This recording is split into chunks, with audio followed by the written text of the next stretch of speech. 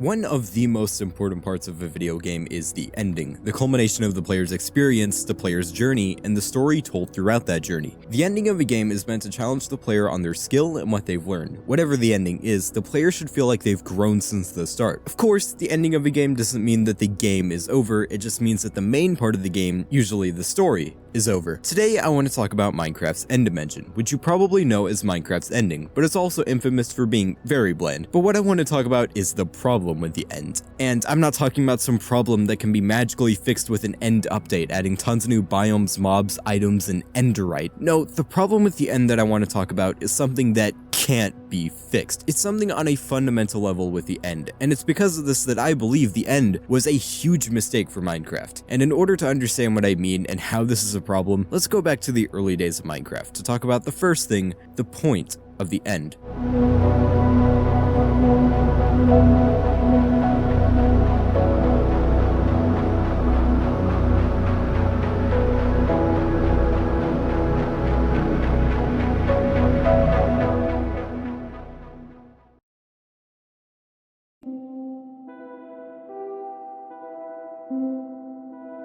It's 2009 and Minecraft looks like this. This is a time in Minecraft's development where anything can be done because there wasn't really a clear idea of what Minecraft would end up looking or being like. It's during this time that Notch would go on to make this blog post on his Tumblr about his vision for survival. There's a good amount of things on here, but we're focused on this point right here, the end game of Minecraft. While it could be fun just to see how long you can survive in survival mode, I believe there might be a need for some sort of goal. Make the most money in a month, kill a big evil mob in the shortest time, I don't know yet. What we see here is that there wasn't really anything in mind, just the idea of having a big goal for players to achieve. After this, there wouldn't be much of a trace of what would later become the end until much later in the game's development, and during this time, we got the Nether. The Nether originally started out as a world type titled Hell, and it looked like this. It was later removed, but Notch would go on to mention in this blog post the idea of bringing it back as a separate dimension used for fast travel. The Hell biome will be used for an alternate fast travel dimension. Have you read Wheel of Time? That. Just a few weeks later, this poster was published on his Tumblr, which mentioned how portals would be used to go in and out. Explore a scary new realm, a brand new hell world for fast travel. Portal in, move 10 meters, portal out, and you're hundreds of meters away. Soon after this, the Nether was added. You may be wondering why I just talked about the Nether, and I'll get back to why later. Anyways, back to the end, or as it was known at the time, the Sky Dimension. Months after the release of the Nether in October of 2010, screenshots of the next dimension were teased in May of 2011. After this, sometime in mid-2011, Endermen were teased to be coming to the game. They apparently looked like this, and I'd like to ask how a mob that was added to be creepy had a more creepy design originally than what we actually ended up getting. Back to the point though, Notch tweets out this, which can be decrypted into Ender Dragons, and at this point it's been decided that the next dimension will be based on the Enderman. A few more teasers later, and Minecraft now has an end in the form of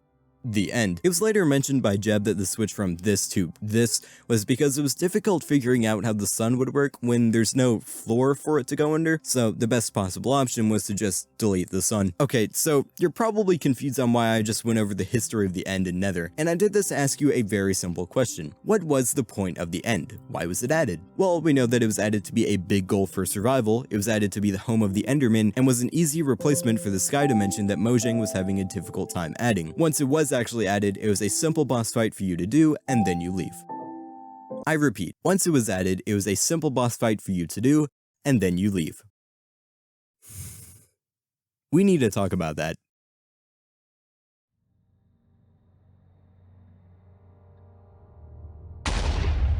There's many things wrong with the end, and while many people think that a simple update adding more content will solve the problem, they fail to acknowledge the actual problem with the end. No matter what gets added or changed, the end was added for a specific reason, and that reason affects the end in ways that can't be changed. This is why I went over the Nether. I talked about it not because it was the other dimension added to the game, but because it was added for a specific purpose, fast travel and being themed around the underworld. Now, why is this important? The purpose of the Nether dictates how everything added and changed will be. We know that the Nether is meant to be like Hell, which is why everything is themed around fire and lava, and there's no mobs or biomes themed around ice and water. Imagine if you loaded into the Nether and you were surrounded by water. You'd be confused because that's not how the Nether is meant to be. You know the water evaporates in the Nether, so this would make no sense. I'm supposed to be in a place covered in fire and lava. But then we also have the other point of the Nether, fast travel. Fast travel is great because it creates a reason for players to come back even if they aren't interested in the contents of the Nether at that moment. Reason to come back creates a strong reason for the Nether to be an entire dimension, and even with all the story and lore reasons of the Nether being a separate dimension, gameplay is the most important reason for something to be the way it is. The Nether was just meant to be a place to be used and explored. Now, I ask again, what was the purpose of the end when it was added?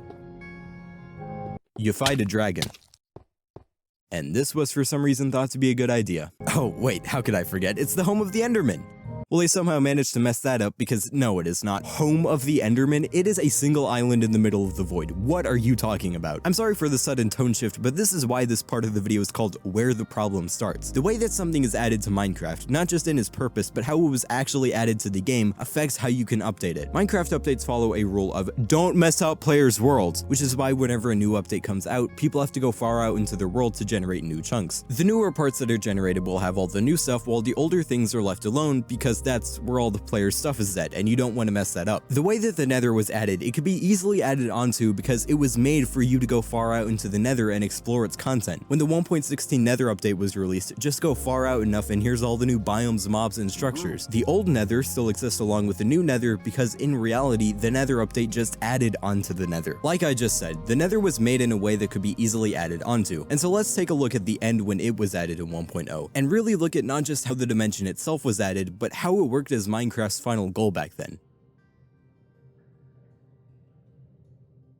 With the release of Minecraft 1.0, the purpose of the end and how it would work with the rest of the game was truly cemented into Minecraft. So how was it back then? Well, it was very unfinished because it was rushed out for Minecon. I mean, there is a noticeable lack of sound.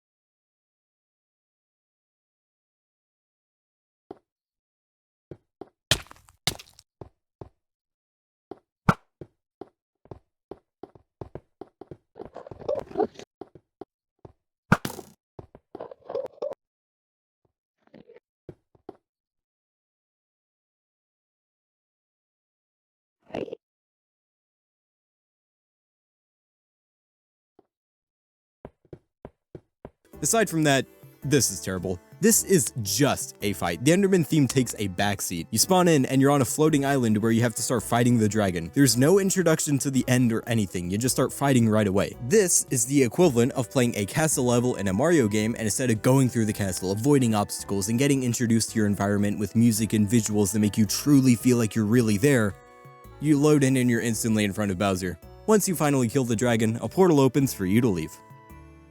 That's it. Nothing else has changed after the dragon is killed, and that's partially because there's nothing else. The rest of this dimension is literally just void. It is genuinely baffling that the entire idea of a dimension was based on a one-time thing. From this, it is very clear that the end was just meant to be a place that you visit once. There's no reason the game gives you to come back, because back then, you couldn't respawn the dragon. If you wanted to come back, it's probably to exploit the spawning mechanics of Enderman for XP, so the only reason to come back was to do something that wasn't even intended. I repeat, the end was not made with the idea of coming back. And if it was, it wouldn't have been made like this. If coming back and exploring the end was intended, it wouldn't have been made a single island. There would have been something to explore. We went from an infinite amount of islands in the original concept to one. And it's the way that the end was added combined with the nature of Minecraft that brings me to my next point. The end is not an ending. I know that may sound crazy, but if you do think that the end is an ending to Minecraft, I ask, what makes it an ending? And whatever you say, it can't include anything to do with something that was added after 1.0. Because if your answer is dependent on something that didn't exist in 1.0, then the end wasn't an ending whenever it was first added. Have you noticed that throughout this whole video, I've pretty much only referred to the end as a goal this whole time, even when talking about the blog post from Notch. I've been saying goal because there's a difference between a goal and an ending. Sure, in many cases they can be the same thing, but I've been saying this because Minecraft can't have an ending. The ending implies that the journey the player has taken, or just something about the game, has ended. This isn't the case for Minecraft because when you kill the Ender Dragon, you don't think to yourself, ah, yes, I've freed the end. You think to yourself, nice, I beat Minecraft. And this just shows how arbitrary an ending to Minecraft is, because freeing the end doesn't mean anything. Yes, whenever you get the achievement free the end, you can think that you freed the end, but without it, you don't. If you kill the Ender Dragon and you thought to yourself, oh, I freed the end, then that was obviously a surprise to you. At no point throughout this entire game have you been given a reason to think that the Endermen are prisoners of the Ender Dragon and that slaying the dragon will free them. No, if anything, if you actually thought about the end, you just wonder,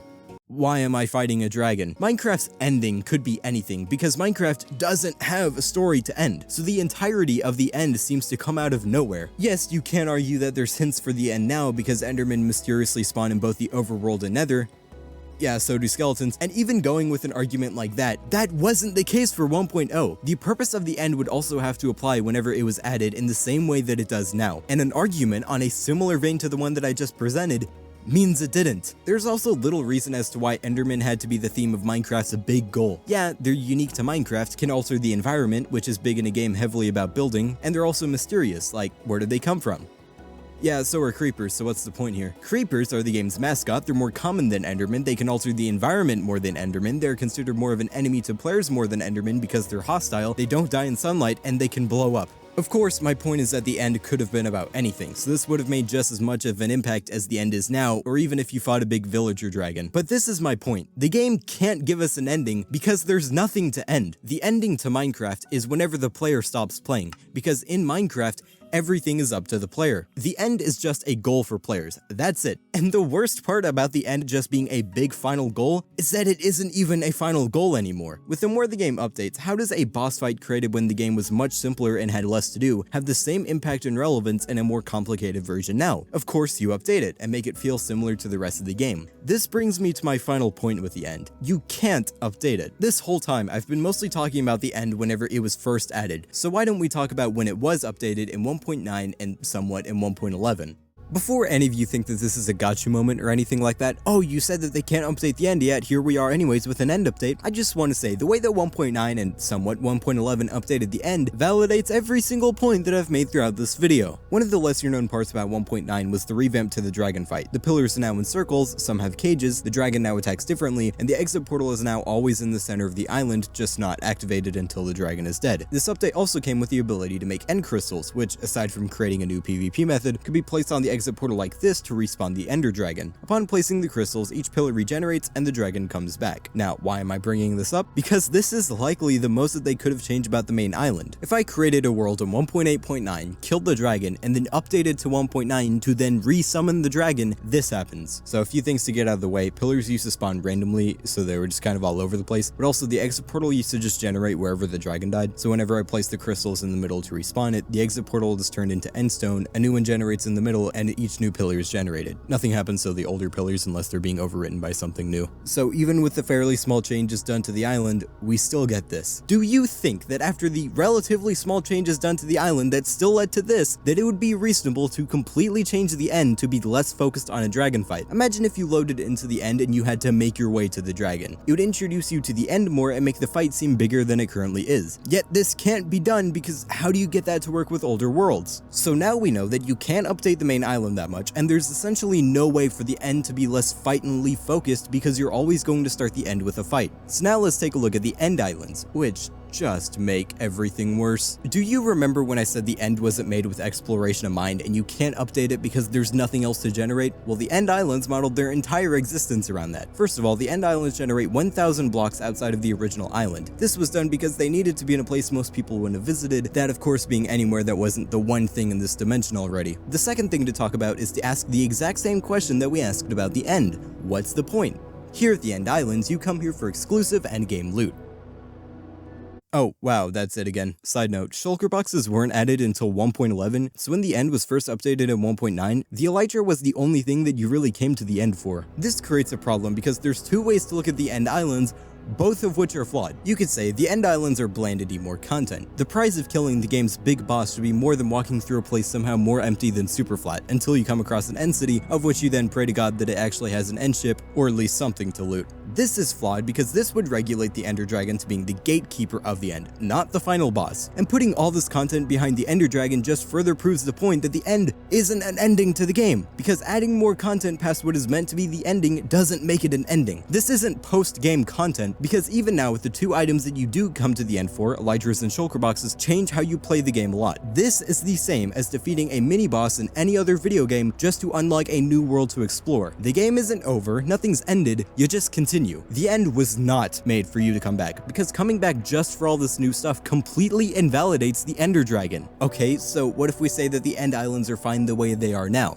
This is still terrible. Like said with the previous point, you're now coming here for the items. At this point, the dragon has become a roadblock because the dragon isn't special anymore. You now come here to kill the dragon, not to end the game, but just for the items. And like said before, the items that you do get change how you play the game so much, you can now literally fly in survival mode, and you have probably the closest thing vanilla will ever get to a backpack, that you have now completely changed how you play survival. In fact, it is now incredibly common to kill the Ender Dragon as soon as you can to then get the items and start building. This isn't an ending, this is how people either start or continue their worlds. Aside from coming back to get more shulker boxes and an enderman farm that wasn't even intended to be a thing, there's no reason to come back because it's bland. The end doesn't give you a reason to come back because, as we know, the end wasn't made for you to come back. In general, 1.9 and 1.11 made the end more useful, which you can argue is a positive. I would argue is the opposite. Yes, you now have more of a reason to come back to the end, but with 1.9, we've completely invalidated the end's original purpose, and you now only come here to loot the place possibly once and leave to never return.